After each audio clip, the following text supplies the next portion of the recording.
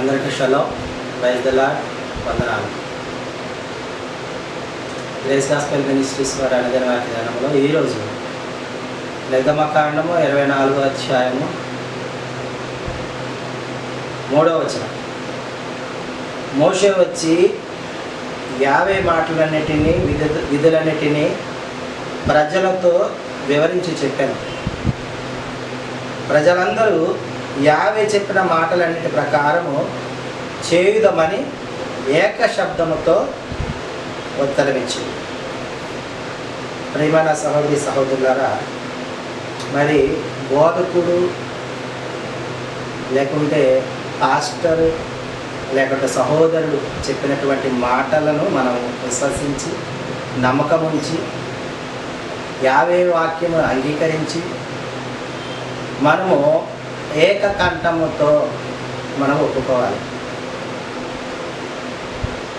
వాటిని అనుసరిస్తామని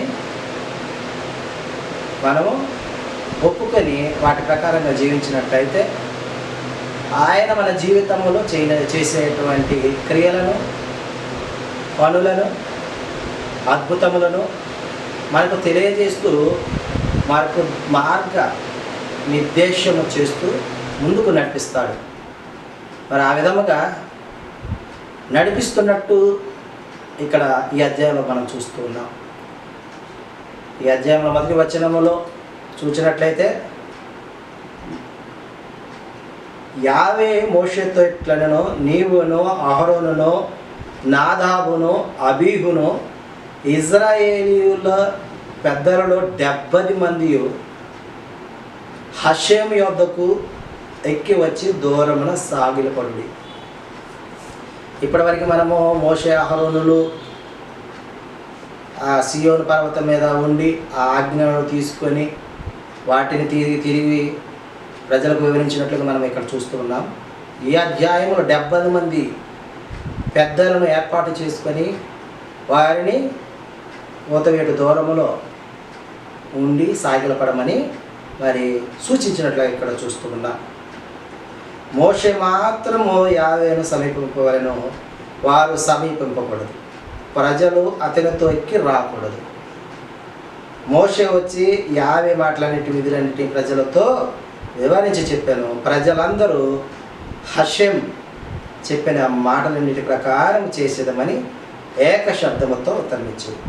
మరియు మోషే 50 మాటలన్నిటిని వ్రాసి ఉదయమందు లేచి ఆ కొండ దిగువన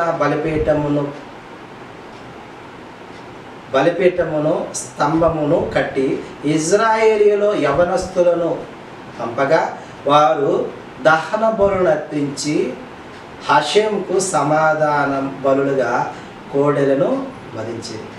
సమాధాన బలులుగా కోడెలను వధించినట్లుగా మనం ఇక్కడ చూస్తూ ఉన్నాం. అప్పుడు మోషే వాటి రక్తములో సగం తీసుకొని పళ్ళెములలో పోసి ఆ రక్తములో సగము బలిపీఠము మీద ప్రోక్షించను. అతడు నిబంధన గ్రంథము తీసుకొని ప్రజలకు వినిపింపగా వారు హషెం చెప్పినవన్నీ చేయుచు విధేయులమై ఉందుమనిది.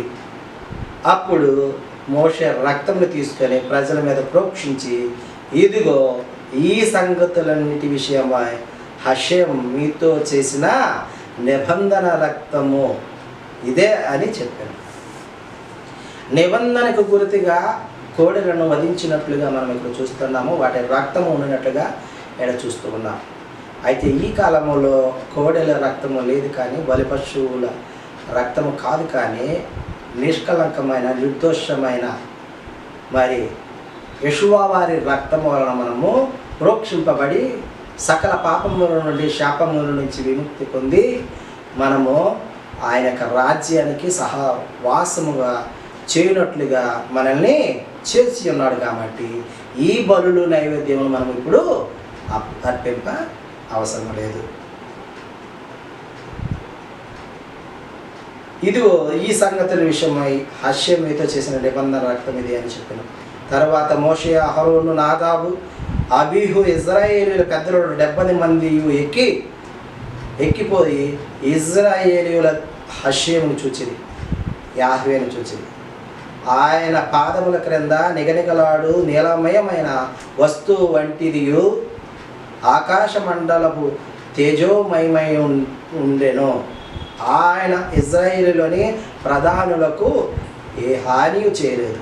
వారు హర్షేమును చూచి అన్నపానములు పుచ్చుకొనేది. ప్రియమైన సహోదరి సహోదరులారా, ఆయన ఆజ్ఞ వలన, ఆయన సెలవివ్వటం వలన అక్కడ 70 మంది హషేం వారిని చూసినట్లుగా మనం చూస్తూ ఉన్నాం. ఆయన పాదముల క్రింద నీలమయమై ఉంటున్నట్టుగా, తేజోమహిమయ ఆకాశం పైన తేజోమహిమయ ఉన్నట్టుగా మనం చూస్తూ ఉన్నాం.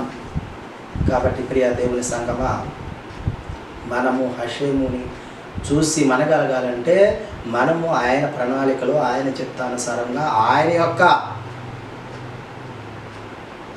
యొక్క పర్మిషన్ తీసుకొని మనం చూడగలము.